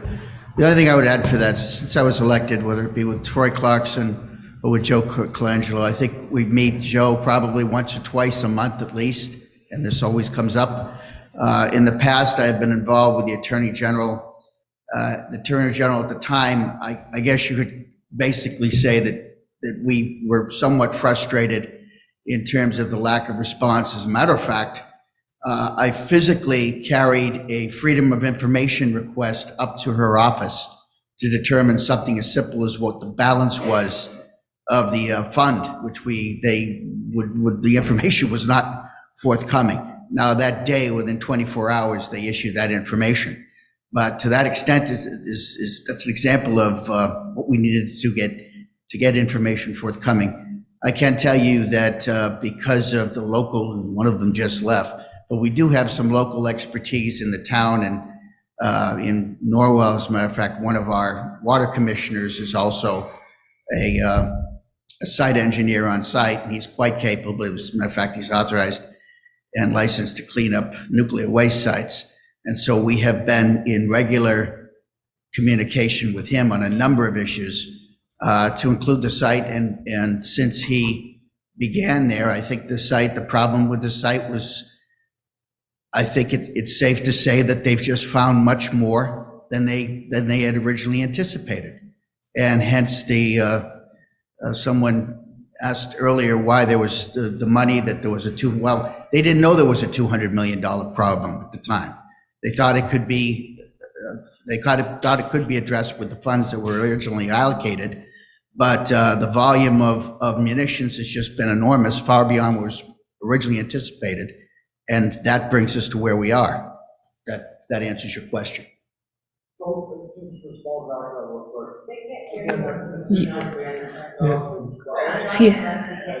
You got it good.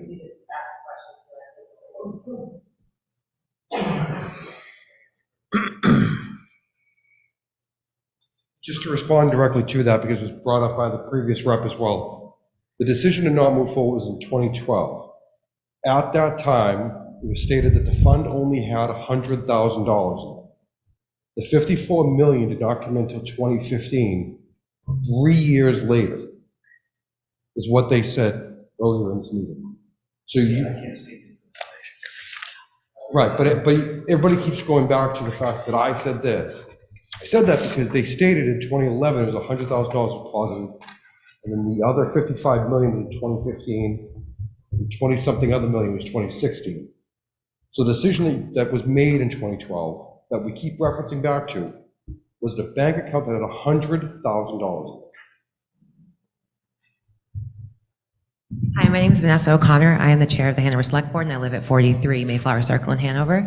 I think that this is a point that is a little bit of a red herring, because the way that a bankruptcy filing works is that filing is made, and then there's an initial opportunity for all of the potential creditors that think they have a claim against the company or its assets to come in and make a claim. I don't know where the $100,000 came from, but my guess, and this is not from my perspective is in the town, this is also from my understanding, just law school being a lawyer, is that it would have taken several years of bankruptcy litigation and discussion before that ultimate settlement was deposited. So my guess is that again, no idea what the $100,000 was, but my guess is that the initial understanding when they filed for bankruptcy and the claim was made as it relates to this, what ended up being a trust, is that there was going to be a significant chunk of money like that $50 million plus dollars. So if they were making a decision around that time, I don't think they would have been basing it based on, oh, we've got $100,000, maybe we'll get some more. I think they would have been basing it on, hey, we're anticipating that we're going to get this significantly bigger chunk of money to work towards this remediation. So I think that $100,000 is kind of, again, no idea where it came from, but I think that was probably not what they were considering when making that decision. Thank you, Vanessa. So I'm going to make sure that you all get that email today, because that's going to, I think it's Diane, correct? Yes, Danielle. I'm sorry, Danielle. So those are the questions that really should be sent to her, because she's the one that's going to be able to answer them. So I will find you after this meeting and make sure that you have that email. Excuse me, Charlotte. Yeah, go ahead. I just want to make a clarification on the, just so that it's transparency and clear for the record, I think there may have been misspoken. The initial contribution back in 2011 was actually 900, almost 950,000, not 100,000. So if it was said, might have been misspoken, so I apologize. And the next larger chunk of money that was contributed, well, in number of installments, but during the course of the 2015 fiscal year was about 66 million, and then about 1.35 in 2016. So I just want to clarify the amounts so that I don't want to have the wrong amounts perpetuated. So I just wanted to clarify that. So thank you. Yep. Yeah, great, thank you. We're just going to move back then to the Zoom. Joe, are there any questions or comments? No? Okay, back to the room then.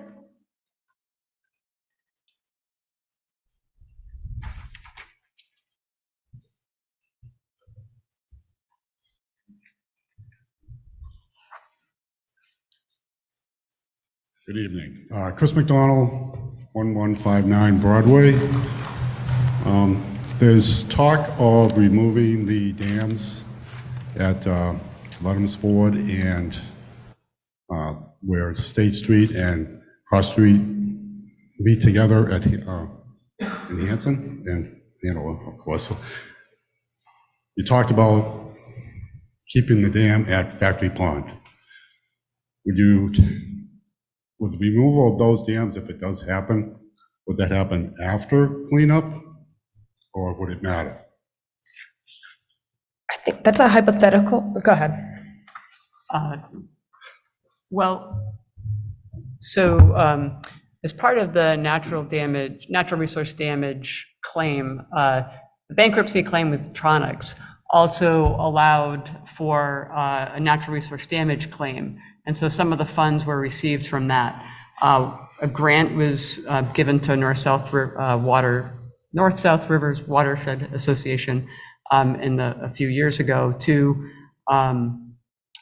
assess essentially the feasibility of the dam removal.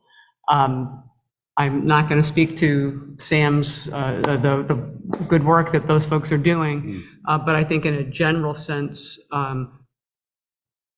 it makes most sense to have any cleanup of contamination done before remediation takes place, before dam removal would take place, in a general sense. I don't know, I'm not speaking to the specifics, but I did want to make sure that was clear. I would assume that would be the case, but I just wanted to ask.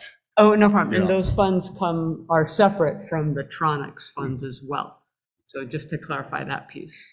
Okay, and I just want to back up the young lady that was up here earlier asking why Rockland was not involved in this. So I've been a lifelong resident. I played in that area as a boy. And I worked over near National Coating, which is in the Beach Hill area of Rockland. And I do remember there being ponds that were made out of chemicals, not water. And they, so much so that the company that I worked for, that was over by National Coating, was investigated by OSHA back in the 70s. And so that pond was pointed out. They had it covered up. So I just wanted to back up the young lady's story. Why is Mark involved? And just to give my perspective on, being a lifelong resident. That's it. Great, Thanks. Thank you. And of course, anyone from Rockland's welcome to come to these meetings. They can reach out to us. My contact is up there still, so we're here as well. Go ahead, sorry. Tim Costello, I'm on Great Acres Drive. So 2 quick questions real quick, because I know it's getting late. Number 1, I know you guys said that you found a lot more since the original testing, a lot more ordnance, a lot more sediment, et cetera. Have we found that there's more risks, not instances of things being found, but more risk, more health risks since 2011, 2012, when the original study was done? That's part 1. Number 2 is I think most people just hearing what people's questions are. It sounds like people are in favor of this going forward and just like get this over with. However, the home value issue has come up, and that's a very real thing too, right? So I guess my question is, no hard dates, so much has to be done, but are we talking, if this goes the Superfund route and it's blessed, are we talking 10 years-ish? We talking 8 years-ish? We talking 5 years-ish? I guess some sort of walking out here with an idea like, what are we looking at in broad strokes? Yeah, so hang on. When you're asking about broad strokes, do you mean for the work to start or for it to be completed? Completed. Okay. I think Bob did start to answer that. It's hard to guess. It's really hard to say. Again, to the extent we're dealing with soil contamination, the munitions part of it, and potential sediment along like the river, it's almost certainly more than 5 years. That's maybe the most I can pinpoint it. And then, sorry, do you want to follow up? Yep, the health risks. So I'm going to go over to Mass DEP to talk a little bit about those risks again. So I had a slide that identified the risks from different, from soil and sediment and groundwater and munitions items at the site. For the most part, those risks haven't changed. We've taken action to reduce the risk, and for munitions items, we've significantly reduced the safety risk by the work that we've been doing, but we haven't eliminated it because that work is not done. So I'm not sure that really answers your question. The site risks haven't changed. We are doing what we can to prevent humans and wildlife from getting hurt. So there were like some carcinogens that were found in 2011, right? Proposal risk. Are there additional carcinogens or additional agents or additional health risks, different health risks that we found? So the contaminants, the types of contaminants haven't changed. We haven't found anything new. So the risks, the site contaminants have stayed the same, and the risks continue to be there. Thank you. And I just want to acknowledge, Ken, your hand has been raised. So if you have any questions, let us know. Go ahead, ma'am.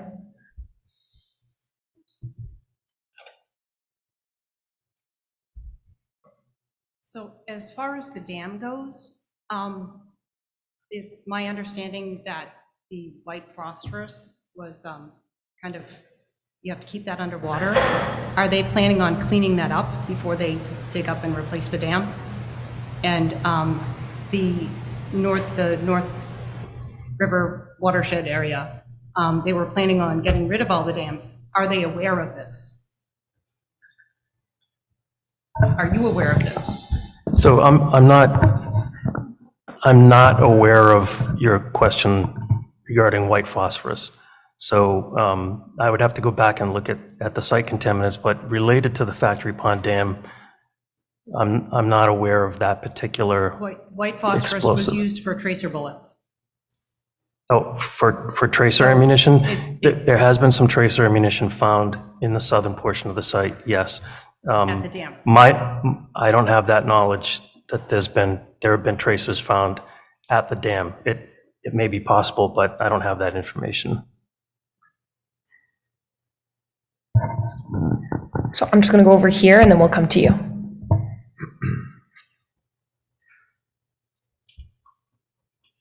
Hi, Matt Wood, Old Schoolhouse Lane. The timeline is pretty clear, except for the part that I was a little fuzzy about was prior to the getting the letter of concurrence from the governor, there was like a town process, and they said the select board was, going to have a decision and then reach out to the governor to get this. Is that right? So on that process, is there a timeline, or is there something that we can, I guess for starters, is there any disposition that the select board would not do this? I don't want to answer for the select board. I think that the purpose was that they wanted to have these meetings before formulating an official response to the state. Vanessa O'Connor, Chair of the Hanover Select Board, 43 Mayflower Circle. So I cannot speak, the Select Board has not made a decision as to whether we are going to support the governor making a recommendation that this site be added to the Superfund list. That said, we have had several discussions about where we land in terms of the direction that we want to take here. And part of those discussions were, and one of the things that we wanted to do, were to have this forum opportunity both so that residents get the opportunity to ask any questions that they may have that they didn't ask at the select board meeting, either because they weren't aware, hadn't thought of the questions, or just didn't have the opportunity to ask them. But also, and I'm going to try, I might hijack a little of this meeting at the end to try and get feedback from residents in terms of what they would like to see us as a select board do in terms of the direction that we take with this site.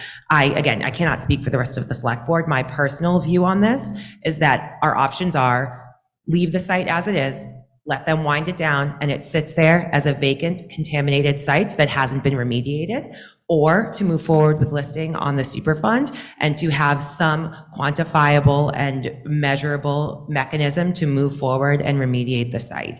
I personally don't think that things like stigma, and maybe it's a generational thing, maybe it's a not having grown up in Hanover thing, but the stigma piece doesn't personally bother me, because I'd much rather have the EPA on our side working with us towards a solution, and to have the might of essentially an arm of the federal government behind us, than to have us kind of on our own floundering, trying to get the AGO's office to give us information all the time, or trying to push things on our own while we wait for some potential litigation or settlement that we don't know when it's going to end or happen. I'd much rather have the Superfund listing than a contaminated property down the street. That's my own take. I will, again, I don't speak for the rest of the select board, but after this meeting, we are going to continue our discussions as a board and ultimately have a vote where myself and the other select board members will decide whether we move forward. I would say that I think, and again, just my takeaway from the discussions that we have, as the chair, it's kind of my job to figure out what the consensus is.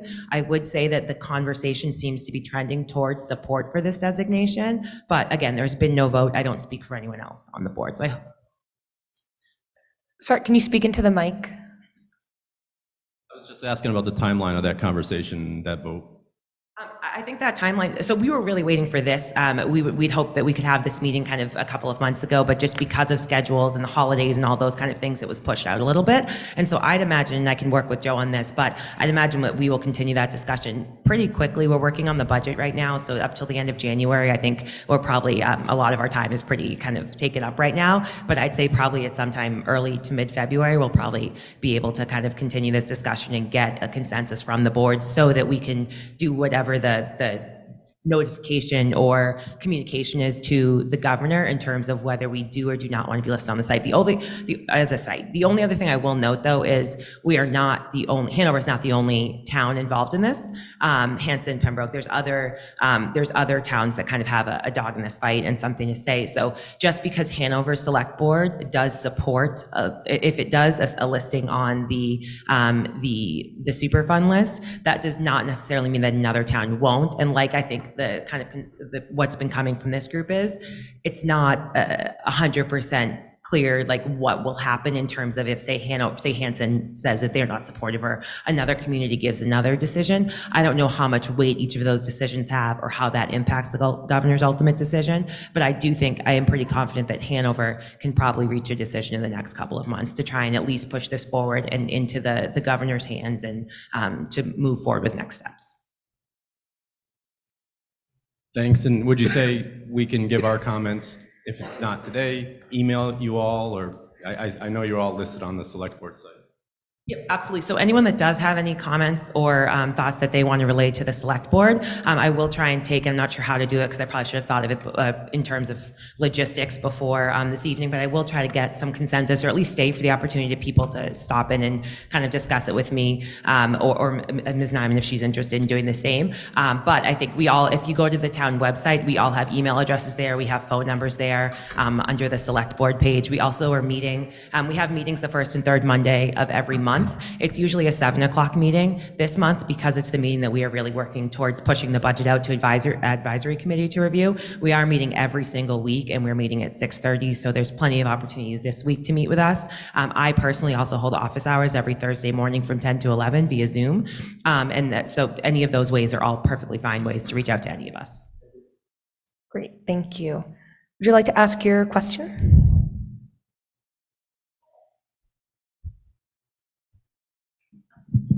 Hi, my name is Samantha Woods. I'm the director for the North and South Rivers Watershed Association. Sorry, it's a big mouthful.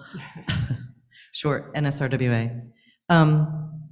So there has been a little bit of dialogue about the downstream dams and our study through the use of the Natural Resource Damages Trust Fund, looking at habitat restoration, which is what those funds are designated for. And so, as you already heard, there's a separate fund that's only for restoration, not associated with remediation, okay? So it can't be used to clean up anything that might be associated with the contamination at the site. What I wanted to make sure people understood was that no dam removal would go forward that would allow contaminated sediments or, more contamination to go downstream. There's a plethora of permits that have to be gotten and studies done that would prevent anything from that happening. There has been some initial sediment work that's part of the due diligence of sort of doing a feasibility study that has shown that there is some contamination behind these two dams downstream at Luddens and at State Street, Cross Street. They're by no means, at least initially, the stuff that we've looked at is not in the same level of contamination. But obviously, this has bearing on it, right? If this is part of that site, then if it's going to be extended down, then that has a bearing on what happens at those two sites in terms of the timeline. What we are trying to do is to get people to understand what is it they want in the future. What do you want the river to be? Do you want to have and we want the towns to ask themselves the questions, do you want these pieces of infrastructure? Because I think in that sense, I think to some of the point of your Superfund discussions, knowing what the site is going to be used for helps guide how they're going to clean it up. So we want to know, what is the vision for the river? Our vision, we think the best thing is to allow it to be a free-flowing river in some places, if possible. This may be one of them. But there's no decision to remove the dam that's going to happen overnight. So some of this has to come, play out as we find out more from the studies that Superfund is doing and some more work that we can do as well. So I just wanted to reassure people about that. Thank you for your comment. Have there been any comments, questions in the chat? No, there was a question of Vanessa about how the select board will collect information. I think she Answered answered that by email. already. Or her office hours, yes. Okay. Any other questions in the, yep, come on down.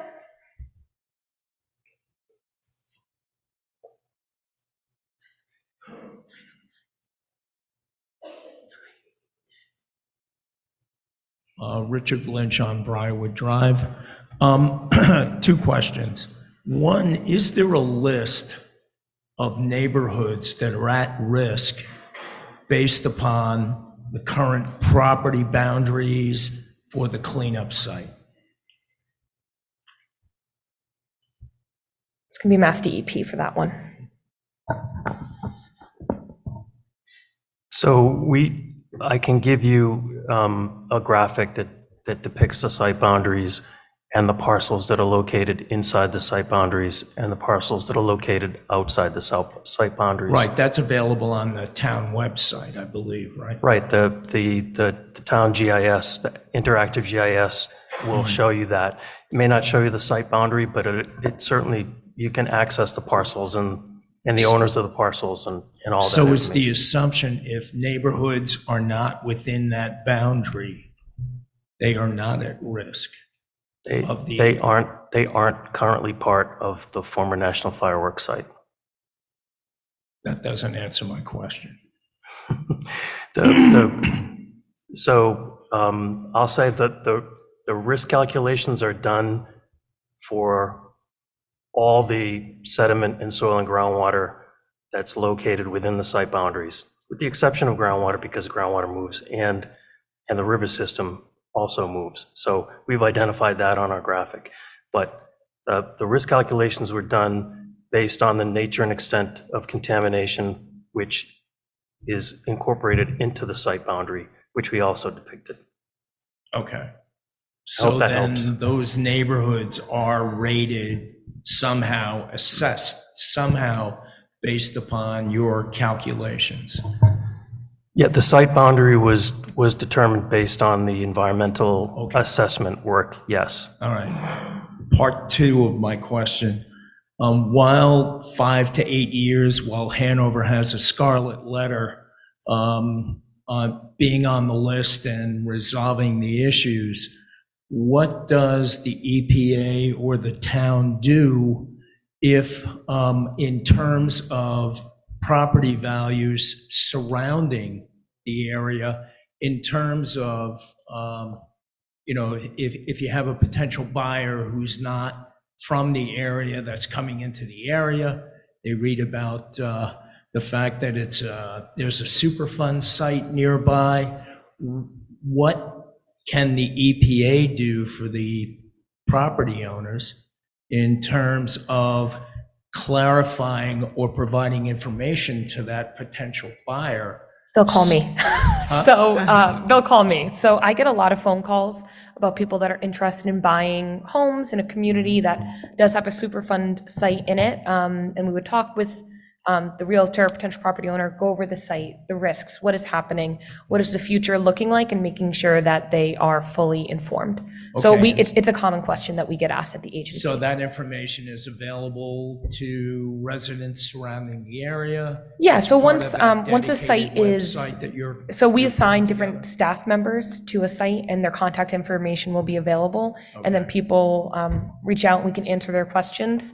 Again, we have that website, we put out a lot of information, so we really try to make sure that people are aware of what's happening, but we're also here to help with that as well. And realtors in the area are also informed of all of that information? Yeah, they should be, if they kind of keep up with what's happening in the town. But I've spoken to realtors before, I've spoken to potential buyers, sellers, kind of everyone, to make sure that they understand what's happening. Thank you for your time. Any questions in the chat? Nope. Anyone else in the room?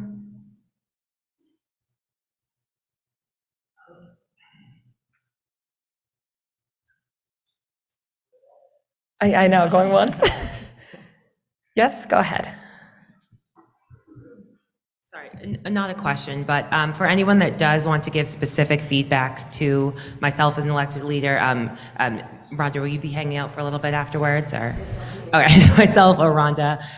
The other members of the select board are not, and we have Steve Luca up in the back as well.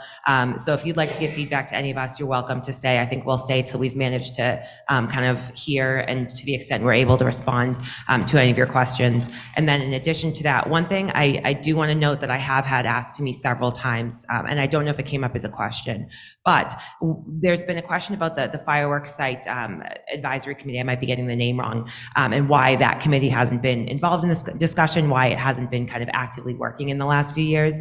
And that committee is specifically exists or was created to advise on kind of post cleanup uses of the property, and what is ultimately going to happen kind of once the cleanup is done. The reason that there hasn't been much work for the committee to do at this point is because we're not there yet. I mean, I think this remediation piece of the munitions and the other contaminants at the site has just been such a significantly more grand, big, massive project than anyone anticipated, that there just hasn't been I don't think it's been realistic to start thinking that far ahead at this point. So that committee will come back into play. It will have a role. Those that were involved in it will absolutely have kind of the opportunity to get back in and to speak their piece, and to make sure that they get to have a role in that committee. But I just want to be clear, it's not defunct. It's not completely defunct. It's not that we're not regarding what that committee has in terms of input for what happens to the property in terms of use afterwards. It's just that it's, as you can see, this is going to be a long haul process. It has been a long haul process, and we'll get there. Great. Thank you. Thank you all so much for all this. It was incredibly helpful. Thanks. Any other questions? Online?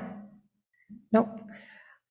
Okay, well, I will note that a lot of the questions that we have, there's been some questions about, are the cleanup technologies EPA is using, potential redevelopment, how does the site get listed onto the NPL? Just again, want to plug our EPA websites. We have a lot of information out there.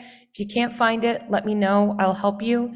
In addition to that, I'll do a little bit of homework and make sure that I have some information on our website concerning, property values and things of that nature around Superfund sites as well as redevelopment. So you've given me some homework to do. So with that, I would like to thank you all for coming and remind you that we do have a meeting in Hanson next week on Thursday, the 18th at 7 p.m. And we're going to be presenting the exact same information, really just answering questions again. And this meeting will be recorded and then uploaded to our website. And with that, thank you and have a good night. Thanks.